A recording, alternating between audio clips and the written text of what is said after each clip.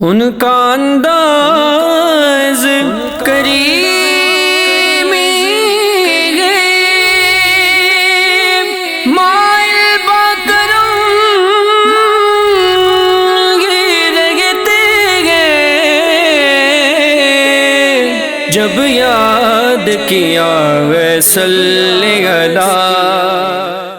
الحمدللہ رب العالمین والصلاة والسلام علی سید المرسلین، اما بعد فاعوذ باللہ من الشیطان الرجیم، بسم اللہ الرحمن الرحیم۔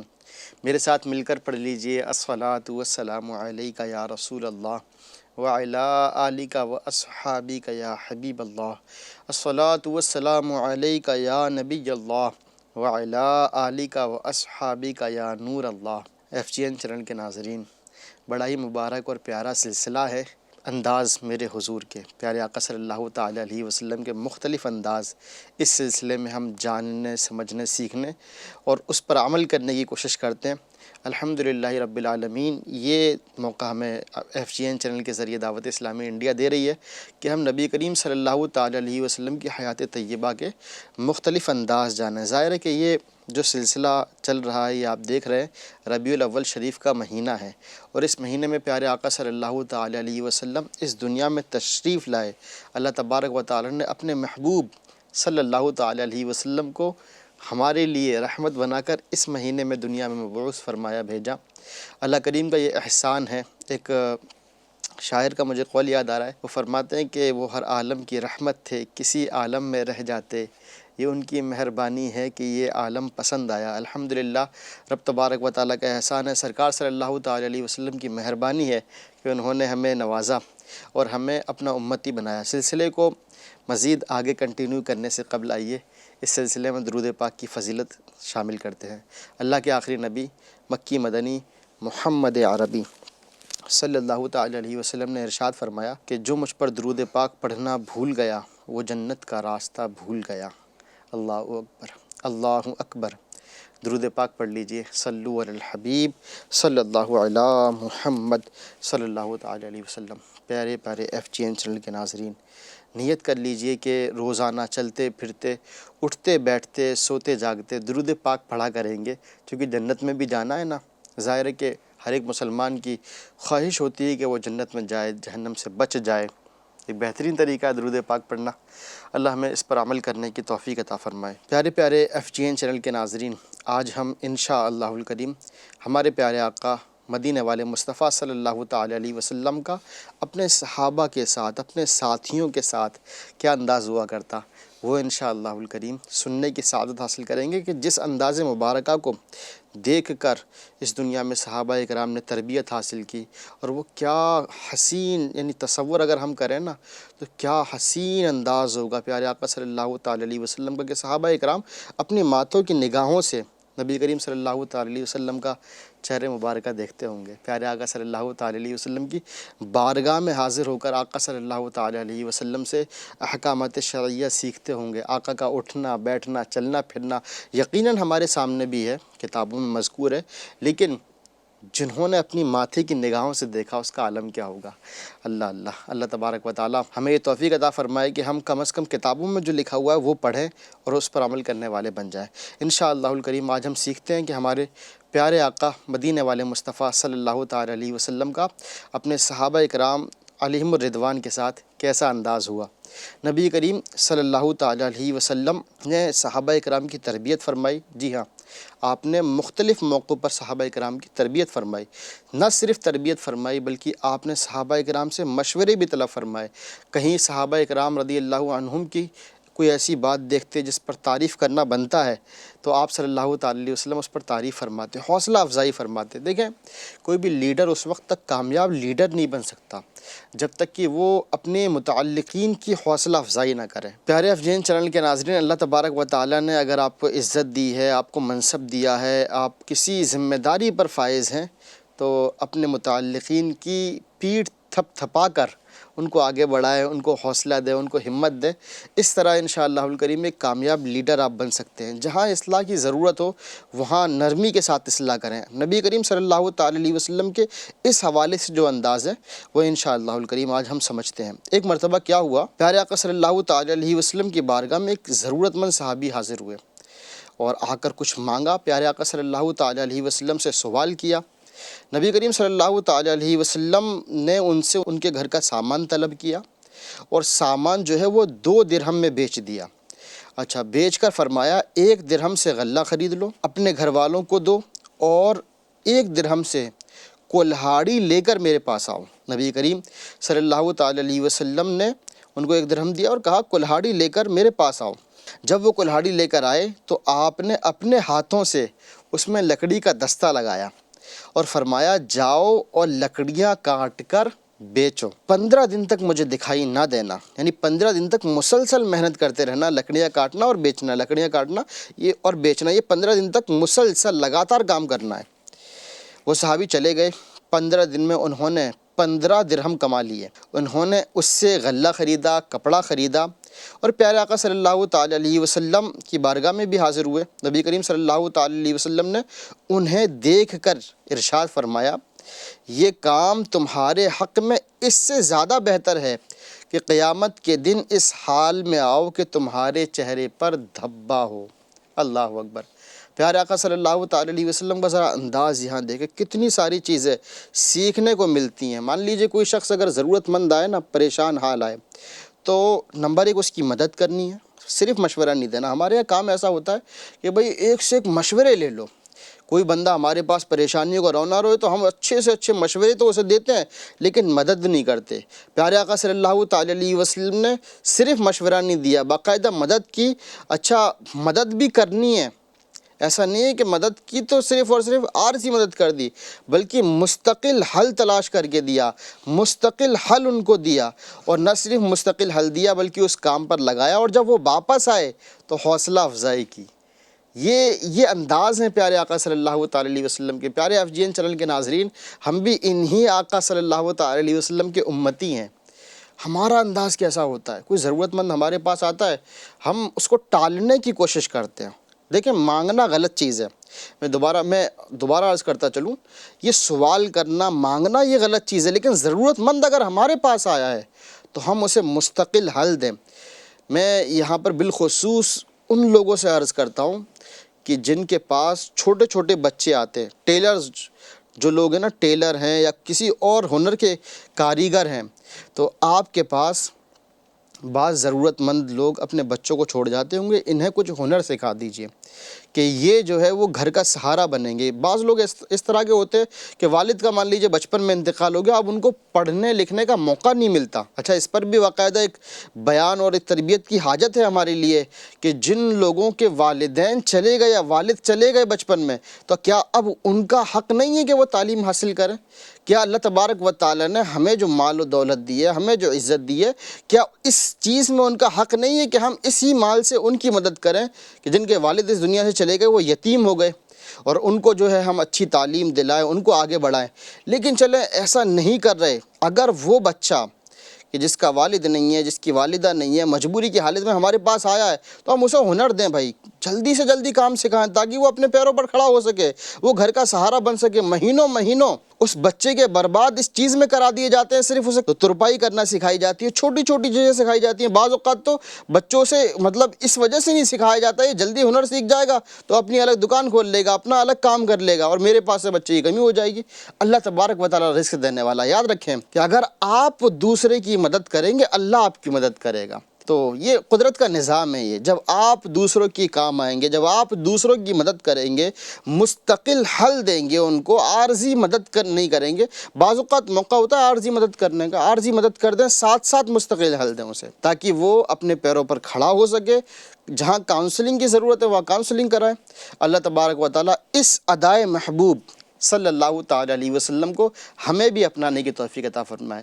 میں پھر دوبارہ سے عرض کروں گا کہ اگر آپ کے پاس کوئی ضرورت مند آ رہا ہے نا، تو اسے جلدی ہنر سکھائیں اور جلدی اس کو جو ہے وہ پیروں پر کھڑا کرنے کی آپ کوشش کریں۔ انشاءاللہ الکریم اللہ تبارک و تعالیٰ آپ سے محبت کرے گا، آپ سے راضی ہوگا، اور آپ کے رزق میں برکت دے گا۔ پیارے پیارے FGN چینل کے ناظرین، یہ تو ہم نے دیکھا کہ پیارے آقا مدینے والے مصطفیٰ صلی اللہ تعالیٰ علیہ وسلم نے کس طرح ضرورت دور کی، تو کس طرح تربیت فرمائی، باقاعدہ اس پر لگا دیا، ذمہ داری دے دی، اور ذمہ داری اس انداز میں دی کہ مطلب اس کی بعد میں حوصلہ افزائی فرمائی۔ اللہ نے آپ کو عزت دی ہے، منصب دیا ہے، تو آپ بھی اپنے جو متعلقین ہیں، آپ کسی بچے کو دیکھیں بعض اوقات کیا ہوتا ہے نا، صرف اور صرف انگلی پکڑنے کی دیر ہوتی ہے۔ نہیں، آپ نے اگر ڈائریکشن دکھا دی کسی کو اور وہ سمت چل کر کامیاب ہو گیا، آپ کے 2 جملے کہہ دینا، آپ کا کسی کا انگلی پکڑ لینا، کوئی 2 باتیں بتا دینا کہ بیٹا اس طرح کر لو، اس طرف چلے جاؤ، آپ کے 2 سیکنڈ چند منٹ جائیں گے، اس کی زندگی بدل جائے گی۔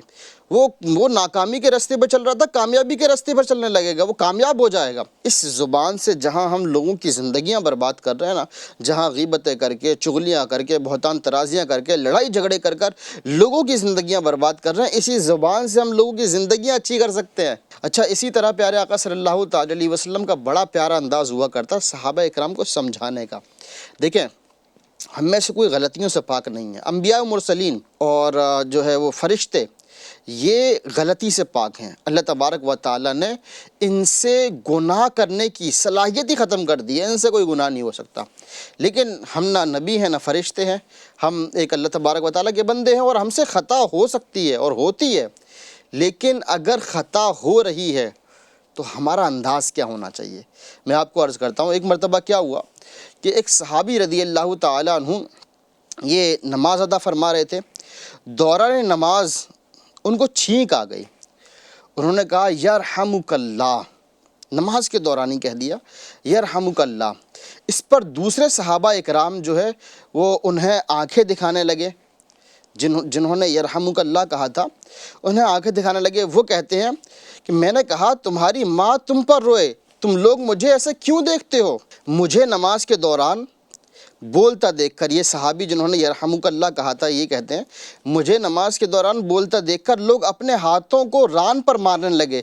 یہ کس لیے کر رہے تھے؟ اس لیے تاکہ ان کو یہ اندازہ ہو جائے کہ بھئی نماز میں بولنا نہیں ہے، غلطی کر رہے ہیں آپ۔ میں یہ دیکھ رہا تھا کہ لوگ مجھے خاموش کرانے کی کوشش کر رہے ہیں، حالانکہ میں تو اپنے خیال میں خاموش تھا۔ جب رسول کریم صلی اللہ تعالی علیہ وسلم نماز سے فارغ ہوئے تو انہوں نے مجھے سمجھایا، یہ جو صحابی غلطی سے جو ہے نماز میں کلام کر رہے تھے، بول رہے تھے، تو ان کو سمجھایا۔ کیسے سمجھایا؟ فرماتے ہیں میرے ماں باپ ان پر قربان ہوں، میں نے اتنا اچھا سمجھانے والا پہلے کبھی نہیں دیکھا اور نہ بعد میں کبھی دیکھا، میرے ماں باپ ان پر قربان۔ سبحان اللہ۔ فرماتے ہیں خدا کی قسم انہوں نے نہ مجھے ڈانٹا، نہ مارا اور نہ ہی برا بھلا کہا، بلکہ فرمایا نماز میں کلام مناسب نہیں، یہ تو صرف تسبیح، تکبیر اور تلاوت کا نام ہے۔ سبحان اللہ، سبحان اللہ۔ میرے پیارے FGN چینل کے ناظرین، ذرا غور کریں کہ نماز میں کلام کرنا، نماز میں بات کرنا، ہمارے نزدیک بھی مان لیجئے کوئی شخص نماز میں کلام کرنے لگے تو کتنا برا سمجھیں گے۔ کلام کرنے سے، بات چیت کرنے سے نماز ٹوٹ جاتی ہے، وہ اپنی جگہ، لیکن اس پر پیارے آقا صلی اللہ تعالی علیہ وسلم کا اصلاح کا انداز تو دیکھیں، کتنے سادہ الفاظ میں، کتنے نرم والے انداز میں، نرمی والے انداز میں پیارے آقا صلی اللہ تعالی علیہ وسلم نے اصلاح فرمائی۔ اسے سمجھ میں یہ آتا ہے کہ جب بھی کسی سے غلطی ہو اور آپ نے اصلاح کرنی ہے، آپ مصلح ہیں، غلطی پر اصلاح کرنا بہت اچھی چیز ہے، کرنی چاہیے۔ اصلاح کرنے کا انداز ایسا نہ ہو جسے خود اصلاح کی حاجت ہو، بلکہ اصلاح کرنے کا انداز حق، نرم اور پیارے آقا صلی اللہ تعالی علیہ وسلم کے انداز کے مطابق ہونا چاہیے، بہت آسان انداز میں۔ بعض اوقات کیا ہو رہا ہوتا ہے، چند لوگ ہیں ان کے سامنے اصلاح کرنا شروع کر دیتے ہیں۔ دیکھیں، سامنے اصلاح کرنا بعض اوقات صحیح ہے کہ اس وقت کہ جب کہ اجتماعی طور پر اصلاح کرنا مقصود ہو۔ مان لیجئے ایک شخص نے غلطی کی، ہم دیگر لوگوں کے سامنے اس کی اصلاح کر رہے ہیں، اور نیت ہماری یہ ہے کہ اس کی اصلاح کے ذریعے دیگر جو لوگ موجود ہیں ان سب کی اصلاح ہو جائے، ان کے علم میں بھی یہ مسئلہ ہو جائے، اور سامنے جو شخص موجود ہے جس کی براہ راست میں اصلاح کر رہا ہوں اس کو بھی برا نہیں لگے گا، میرا انداز نرم ہے، میرا انداز اچھا ہے، فبیہا، بہت اچھی بات ہے۔ لیکن اگر انداز اس طرح کا ہے کہ وہ دوسروں کے سامنے آپ اس کی اصلاح کر رہے ہیں اور اس کو برا لگ جائے گا، تو یہ اصلاح کرنا نہیں ہے، ذلیل کرنا۔ بہترین انداز یہ ہے کہ اس کو اکیلے میں لے جائیں۔ اکیلے میں لے جانے کا موقع نہیں ملتا، واٹس ایپ پر میسج کر دیں، کال کر لیں، الگ سے بہت سارے ذرائع ہیں آج کے دور کے اندر، الگ سے اس کو سمجھائیں، اچھا سمجھانا کیوں ضروری ہے؟ سمجھانا اس لیے ضروری ہے کہ سمجھانا مسلمان کو فائدہ دیتا ہے. جی ہاں، سمجھانے سے فائدہ ہوتا ہے، تربیت کرنے سے فائدہ ہوتا ہے. پیارے آقا صلی اللہ تعالی علیہ وسلم نے کبھی ایسا نہیں ہوا کہ سمجھانے کے لیے سختی کی ہو، سمجھانے کے لیے معاذ اللہ تلوار نکال لی ہو یا کوئی اس طرح کا کام کیا ہو. میرے آقا نے ہمیشہ نرمی اور نرمی ہی اختیار فرمائی. سبحان اللہ. تو اللہ تبارک و تعالی ہمیں اس کی توفیق عطا فرمائے. میں یہاں پر ایک بات اور کرتا چلوں، عموماً ہم بچوں کے معاملے میں نرمی نہیں کرتے. بچے جہاں غلطی کر جائیں بہت زیادہ سختی کر دیتے ہیں. دیکھیں بچوں سے سختی کرنا کب ہے، نرمی کرنا کب ہے، کس معاملے میں سختی کرنا ہے اور کس معاملے میں نرمی کرنا ہے، کس ایج میں سختی کرنا ہے، کس ایج میں سختی ہرگز نہیں کرنی کہ زہر قاتل ہے. اس کی بھی ایک تفصیل موجود ہے. ایک قاعدہ میں آپ کو عرض کرتا ہوں. عربی کا ایک بڑا ہی مشہور مقولہ ہے بچوں کی تربیت کے حوالے سے. اے والدین، اے کہ جن کے بچے ہیں، باپ اور ماں، میں آپ سے مخاطب ہوں. دیکھیں بڑا ہی مشہور، یہ یاد کر لیں آپ. عربی کا یہ مقولہ ہے، کتابوں میں لکھا ہے کہ لاعبو سبعن و ادبو سبعن و صاحبو سبعن. کیا مطلب ہے اس کا؟ اس کا مطلب ہے، میں تھوڑا ڈیٹیل میں آپ کو بتاتا ہوں. دیکھیں بچہ اگر 1 سال سے لے کے 7 سال کی ایج کے درمیان ہے، غور کریں 1 سے 7، یہ چھوٹی سی ایج ہے، نا سمجھی کی ایج ہے، تو فرمایا کہ اس سے کھیلو. کھیل میں آپ بہت یعنی سختی والا ذرا بھی انداز نہ ہو جائے آپ کا. کھیل میں آپ اسے جو سمجھا سکتے ہو سمجھائیں، جو سکھا سکتے ہو سکھائیں. نرمی اور آہستگی والے انداز میں آپ اس کو سکھا دیں. آپ اس کو چمچ پکڑنے کا بھی طریقہ سکھائیں گے، آپ اس کو چلنے کا بھی، بیٹھنے کا بھی طریقہ سکھائیں گے. میں یہاں پر ایک اور بات آپ کو عرض کروں. جس بچے نے آپ سے بولنا سیکھا، جس بچے نے آپ سے بیٹھنا سیکھا، جی ہاں، اس کو چلانے والے آپ ہیں، اس کو بٹھانا سکھانے والے آپ ہیں، اس کو بولنا سکھانے والے آپ ہیں. جو بچہ ماں باپ کے پاس نہیں رہتا، مان لیجئے کہ وہ جو ہے اکیلے کسی کمرے میں اس کو بند کر دیا جائے، وہیں پر کھلایا پلایا جائے اور پرورش کی جائے اس کی، وہ باتیں نہ سنے تو وہ بولنا نہیں سیکھ پائے گا. یہ بات باقاعدہ ریسرچ سے ثابت ہے کہ جتنا زیادہ بچوں سے بولا جاتا ہے، جس طرح بچوں سے بولا جاتا ہے، بچے ویسے ہی باتیں کرنا سیکھتے ہیں. تو ماں باپ نے باتیں کر کے بچے کو بولنا سکھا دیا، اس کو انگلی پکڑ کر چلنا سکھا دیا، بیٹھنا سکھا دیا، نہانا سکھا دیا. سارے زندگی کے معاملات وہ آپ سے سیکھا ہے کہ اب وہ 7-8 سال کا ہو گیا، وہ ساری چیزیں باہر سے سیکھے گا. باہر سے وہ غلط چیزیں سیکھے گا، باہر سے وہ ایسی چیزیں سیکھے گا کہ جس سے کہ اس کی زندگی بھی خراب ہوگی اور وہ آپ کی زندگی بھی خراب کرے گا، وہ آپ کو بھی پریشان کرے گا. میرا کہنے کا مقصد یہ ہے کہ جہاں آپ نے اتنی ساری چیزیں اپنے بچوں کو سکھائیں، اخلاق بھی سکھائیں. جی ہاں، وہ 7 سال 8 سال میں کس طرح زندگی گزارے گا، 9ویں سال میں کیسے رہے گا، 10ویں سال میں جب وہ اسکول میں جائے گا تو وہاں اس کا انداز کیسا ہوگا، کالج میں جائے گا تو وہاں اس کا انداز کیسا ہوگا، اور کس طرح زندگی کی کس موڑ پر وہ چلے گا، کس طرح چلے گا، یہ نبی کریم صلی اللہ تعالی علیہ وسلم کی سیرت طیبہ مطالعہ کر کے آپ بچے کو سکھائیں گے. صرف یہی سکھانا نہیں، یہ کھانا کس طرح کھانا ہے. اللہ ہمیں توفیق دے. میں وہ بات کر رہا تھا کہ لاعب سبعن، 1 سال سے لے کے 7 سال تک بچوں کو کھیل میں سکھا دیں. اس کے بعد ادبو سبعن، مطلب یہ ہے کہ اس کو 7 سے لے کے 14 سال تک کی جو ایج ہے اس میں ادب سکھائیں. جہاں پر شریعت مطہرہ نے حکم دیا کہ بھئی اگر 7 سال کا بچہ اسے نماز کی کہو، 10 سال کا ہو گیا نماز نہیں پڑھ رہا، آپ اس پہ سختی کرو. جتنی شریعت مطہرہ نے حد مقرر کی اتنا مار دو آپ اسے. یعنی 7 سے لے کے 14 تک اگر معاملات میں وہ سیکھنے میں کوتاہی کر رہا ہے، آپ اس پر سختی کر سکتے ہیں، اسے مار بھی سکتے ہیں، لیکن جتنی شریعت نے اجازت دی ہے. اچھا ہو گیا اب 14 کا، 14 کے بعد سختی ختم ہے. 14 7 + 7 یہ ہو گئے 14. اب +7 یعنی 21 سال تک، 14 سے 21 سال تک آیا کہ صاحبہ سبعن، اس کو دوست بنا لو اپنا. آپ اس کو دوست بناؤ گے، اس سے مشورے کرو گے، اس کو ذمہ داریاں دو گے، اس کو صحیح غلط کی جو ہے وہ پہچان تو آپ ظاہر 14 تک کرا چکے ہو، لیکن اس چیز میں اب سختی نہیں کرنی ہے آپ نے. اب آپ اگر اس کے دوست نہیں بنے تو اب وہ کسی گنجیڑی نشیڑی چرسی کا دوست بن جائے گا. آپ کو دوست بننا پڑے گا تاکہ وہ اس طرح کی جو غلط صحبت ہے نا اس سے بچ جائے. آپ اس کو ذمہ داریاں دیں، اس کا شیڈیول بنائیں، اس کا آپ اس کو جو ہے وہ دین کی تعلیم دیں، تربیت دیں. آپ اگر اپنے بچے کو دین کو دے دو گے تو انشاءاللہ بچہ آپ کا ہو کر رہے گا، آپ کا خادم بن جائے گا. تو اللہ تبارک و تعالی ہمیں توفیق عطا فرمائے. میرا یہ موضوع اصل نہیں تھا، لیکن بات جو ہے وہ آ گئی، میں نے کہا اس کو مکمل کر دوں۔ پیارے آقا صلی اللہ تعالی علیہ وسلم یہ ساری مخلوق میں سب سے زیادہ علم والے ہیں، سب سے زیادہ علم والے ہیں۔ اللہ تبارک و تعالی نے آپ کو سب سے زیادہ علم عطا فرمایا۔ اچھا، عالم الانس والجان ہے، عالم الانس والجان ہے، یعنی جنات اور انسان میں، بلکہ جنات، انسان اور فرشتے جتنی مخلوق ہیں ان سب میں سب سے زیادہ علم آپ کو ہے۔ اس کے باوجود آپ اپنے صحابہ اکرام سے مشورہ کیا کرتے۔